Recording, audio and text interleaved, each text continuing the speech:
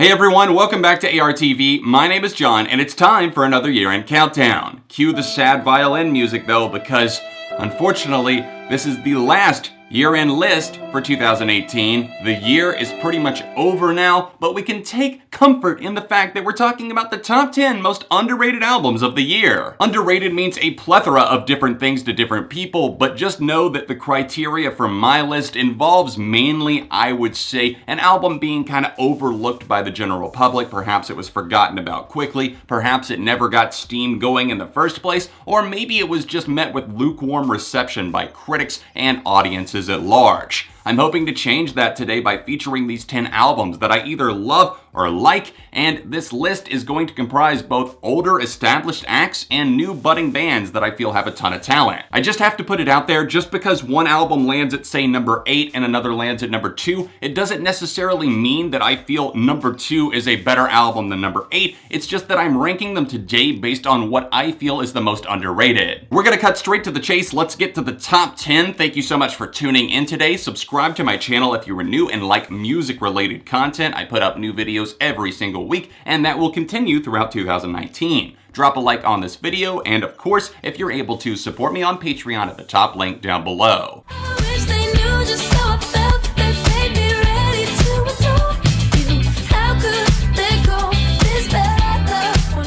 The all-female band The Aces are the first to crack my list today. At number 10, we have When My Heart Felt Volcanic. This is an album that has an electricity to it, a connectivity, because the songs mainly stem from these 80s inspirations, everything from alternative rock, and I would say some pop sensibilities, obviously, and the catchiness of these songs. It's just kind of like riding out a sugar high the majority of the listen. And this is one of those albums that does have a few minor speed bumps, but there's really nothing that gets in the way of making this a solid debut effort that gets my expectations set high for what they could do next. I recommend getting started with ballads like Hurricane that definitely pulls at the heartstrings, a very well done song near the end of the record, the opening track and single, of course, Volcanic Love, which is just so hook driven, so much fun to listen to, and also Bad Love, because the guitars there are relentlessly catchy. You're not gonna put this song down. Pull yourselves together now, pull it all together now, open up your head until your tears are streaming. Sliding into the number 9 position, we have the UK-based avant-pop duo Let's Eat Grandma and their sophomore LP, I'm All Ears. This is an album that definitely was received well by critics, I do want to make that clear, but it's landing on this list just because outside of like the pop heads and people who truly keep up with like all sorts of music, this just didn't hit in the US like it did in the UK. I want to make more people aware of this because they do have a great energy and a lot of talent that's really going on this album. I love the tracks that are produced by Sophie. A lot of music fans out there are going to recognize that name. She's definitely well known and well respected, and while I have mixed feelings on a lot of the production that she's done, her production on Hot Pink right here on I'm All Ears was fantastic, and it just narrowly missed my list for the top 50 songs of the year. I also loved what she added to It's Not Just Me, a very catchy and thoughtful tune, and as you continue listening to this record, you just see that they're not just a pop group, they have longer songs too that are drawn out, like the closer Donnie Darko that grew on me more and more with repeated listens. There's a lot going on there, cool and collected, the build that we see, the guitars that are adding into the mix, and also the synth aura of something like Falling Into Me. This is just a captivating listen that might not have made my best list, but still I think it's deserving of a position here. I do want to quickly add that I love the interludes that they did, the missed call and also the cat's pajamas, which is just kind of hilarious. There's like a cat basically doing ASMR, and it's oddly satisfying. Your words are full of shit, I'll make you swallow it.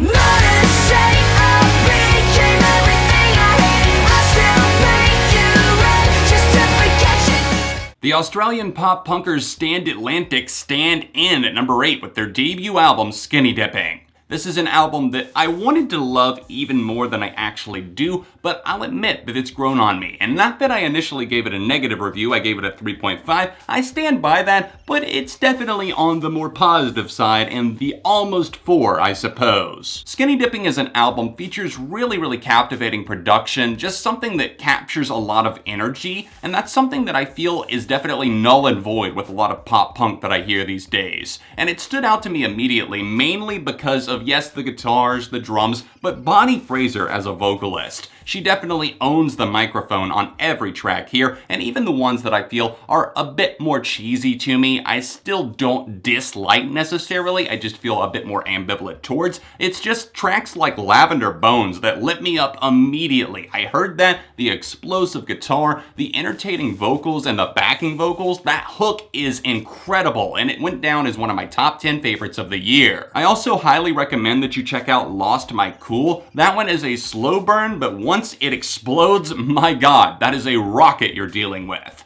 And also Clay featuring Hannah from Creeper, that's another fantastic tune. Toothpick even if you're looking for something a little bit slower, and Cigarette Kiss.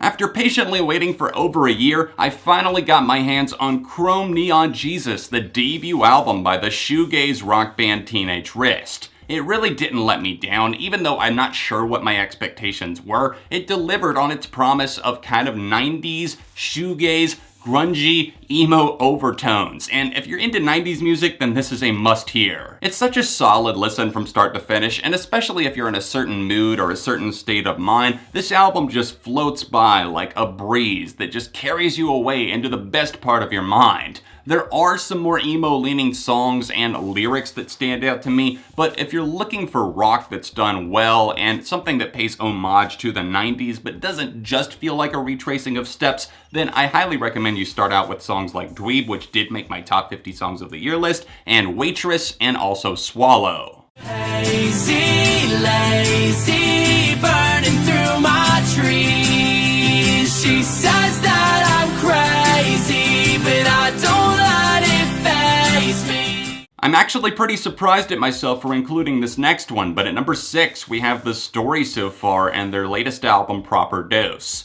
They took some time off in between records. Their self-titled dropped in 2015. They did put out Out of It back in 2017, which was a song that I did like, and in the past I've kind of struggled with getting into them and fully grasping their style of making music. I always felt like Parker Cannon, the lead vocalist, was a little bit too shouty for me, but on this new album, they've kept some of their original tendencies with songs like Keep This Up definitely being so entertaining, and then they've also mellowed out a bit, and one of the most beautiful songs that I heard all year was Take Me As You Please, which is featured on this record. It's an acoustic one that slowly comes to life, and I just love how lush this song is. It's like you've been dropped into a daydream. I actually caught them live this year alongside Turnovers, Citizen, and Movements, all great bands, and it really stood out to me that they just actually seem happy now. Parker Cannon has broken his lean and other drug addictions, and it's actually nice to see him just kind of coming out and saying, this is where I'm at now, this is my state of mind. There's no real expectations here, but I hope you guys enjoy this. And you know what? For once, I actually did, and I hope you guys will check it out, even if you're not necessarily into pop punk, or maybe you haven't been into The Story So Far in the past.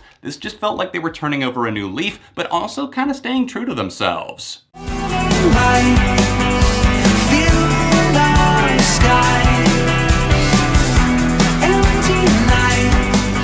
Let's be honest here, music critics have never exactly been the #1 fan of Death Cab for Cutie, outside of maybe a couple of albums, their debut, a couple of others in their early career, and I just feel like Death Cab have been super consistent, and after losing their lead guitarist after the last record, Kintsugi, I was kind of worried, I guess would be the polite way to put it. I was worried to see where they would go, but honestly, Thank You for Today is a very, very good album. One that just slipped by most people. They listened to it a couple of times and they were like, well, that was a thing, but it lingered for me because there were tracks like Northern Lights with the lead singer of Churches, Lauren Mayberry, featuring. Also, I Dreamt We Spoke Again, When We Drive, and even something like the single Gold Rush. It grew on me. We see Ben Gibbard, the lead singer and primary lyricist, writing about Seattle and the changes, how everything is being gentrified, and this is an album that definitely just kind of settles in with you. It's very polite, it just kind of quietly opens the door, and it is a low-key album, but again, this is Death Cab we're talking about. They made plenty of soft songs in the past,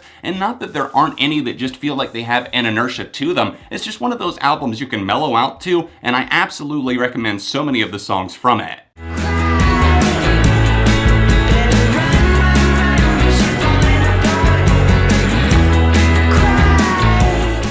Oh, my number 4 pick is most definitely underrated. This is an album that was recommended to me by my friend Viral Rack, aka Johnny. You've seen me collab with him in the past, and this album is Loner by Caroline Rose. The artist known as Caroline Rose actually rose to prominence through different styles of music, but this one is more of a pop rock endeavor, definitely favors some synth work on tracks like Jeannie Becomes a Mom, and More of the Same, which is just a downright depressing song that feels cheery, and I love it for that. Caroline Rose is 110% being slept on, because outside of a few positive critical reviews I could find, I really just didn't see people talking about this. And this is a release that kind of quietly dropped in the winter of the year, early on in 2018, and as time went by, I think people tended to forget about it, even if they did hear it. So this is one of those albums that I'm calling back to attention and saying, go hear this, because from start to finish, it just has a great mellow sensibility to it. There's great instrumentation, there's rawness, there's some poignant moments lyrically that I really connected to, and it's an album that I absolutely give my kudos and praise to.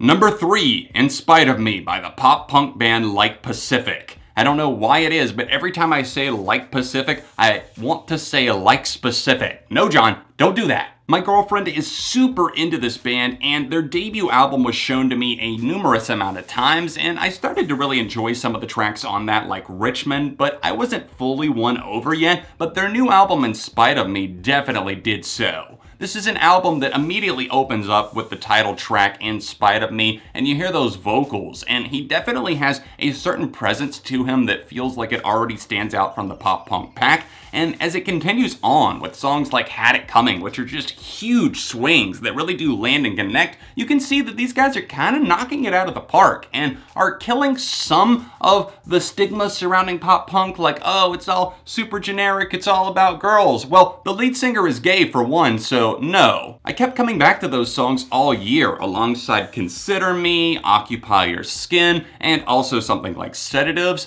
There's just a wave that hits you when you listen to Like Pacific, and despite the amount of music that I did take in this year, Like Pacific are something that stood out as unique just because of the rawness, the relatability in some places, and also the fantastic musicianship. The riffs on this record are great, and the drums are downright stellar in places. Growing up, I had a dream in my mind. Then it came true, now it got me losing my mind. I don't wanna seem ungrateful, so I keep it inside. Reppin' VT like my name Bernie Sanders. At number 2, we have rapper-singer Joe Mulheron, known by his stage name Nothing Nowhere, and the album Ruiner. Now, this was his first release for Fueled by Ramen, and it's a quick album that does float by pretty easily, but it also has so many tracks that do blend together in some ways, but also just really sting and leave the impact of nostalgia on me. Now, there's one thing to have a song that definitely makes the listener feel nostalgic because, oh, this was a better time in life, but I think that Joe really gets into the whole thing where we personify nostalgia as this great beast that we love and we miss. But what if it really wasn't any better back then and we're just fantasizing and glorifying it in our head? I think that depression is a huge topic that's taken on here, and even though there are upbeat bangers like Hammer, there's so many others like Sayer, Vacaner, and obviously the track that I consistently keep coming back to, Better, that convey the message of, well, did everything actually happen the way I thought it did, or am I just looking at this through rose-colored glasses? I fantasize, I call it quits. I swim with the economists, and I get to the bottom of it. For my number 1 most underrated album of the year, I chose a divisive one intentionally just because there was so much discussion on both sides of the fence. Is it great? Is it awful? Is it boring lounge music? At number 1, we have Tranquility-based Hotel and Casino by the UK rockers Arctic Monkeys. Believe it or not, I actually went on BBC Radio to defend this record against a writer from Stereo Gum in May of this year, right around the day that it dropped. And that was an incredible experience, also a scary one. Here's a clip. John, when they play live, are these the tracks when everyone will go to the gents? It could be, but I don't think so. And I would argue against the point that there's no hooks on the record, because the track that you've just been playing right there, 4 out of 5, that is instantly memorable, I feel like, to me. And as you were already joking about with the Starman, David Bowie right there, the influence is huge on the track. And that's one that I feel like a lot of fans are going to gravitate towards. I went to bat for this album, even though I didn't love it, even though I do feel it ranks lowest on the totem pole for me in Arctic Monkeys records. That's not saying a ton because I pretty much love every album they've done. Again, I do not outright love this album, and there are songs that I kind of dislike here, but for the most part, the songs do land for me. She Looks Like Fun, 4 out of 5. Wow, that single right there, where was that on my top 50 list, right? These are songs that I feel have a lasting impact, and for that reason, and just because it was such a discussion this year, this goes down as the most underrated album for me, and I'd of course welcome discussion down below. Thank you so much for watching to the end of this video. If you did make it here, then please drop a like and subscribe to the channel if you haven't done so already. If you would like to check out these albums for yourself, I will leave a list for all of the links where you can stream them down below. If you're able to support me on Patreon, then that would be amazing, or pick up some merch. It's the top 2 links down below. If you would like to catch up on all of my year-end countdowns, then tap this annotation here, or tap right over here for another recent video I made on the channel. All of my social media accounts can be found linked down below, and I'll see you soon for more in 2019 on ARTV.